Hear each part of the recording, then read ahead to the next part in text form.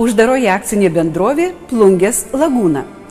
Rietavo kultūros centras kaip kultūros įstaiga ir Plungės Lagūna kaip įmonė labai glaudžiai bendradarbiauja ištikus tokiems nesklandumams, kai reikia kreiptis pagalbos, o nėra kaip ir į ką kreiptis arba atsuktos nugaros.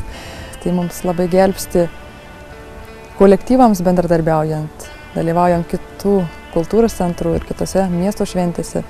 Tai mums yra tiesiog labai didelė parama iš jų ir supratimas, o kada yra supratimas, tada yra ir palaikymas, ir parėmimas. Tai šiuolaikinės statybos įmonė, kuriai pavaldžios modernios technologijos ir profesionalūs sprendimai. Įmonė ne tik sukūrė stiprią materialinę techninę bazę, bet ir išugdė puikų inžinerinių techninių darbuotojų potencialą.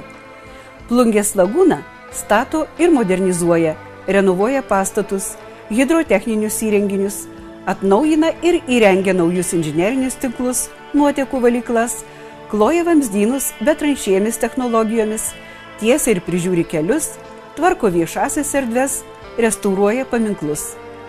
Įmonė vadovaujasi aplinkos tausojimo principais.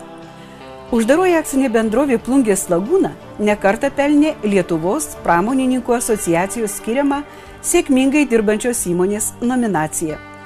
Už nuopelnus kultūrai auksinio Fenikso apdovanojimu įmonė pagerbė Lietuvos kultūros centrų asociacija. Mūsų įmonė dirba apie 300 žmonių, tame tarpe iš Rietavo irgi apie pusę jų yra, tai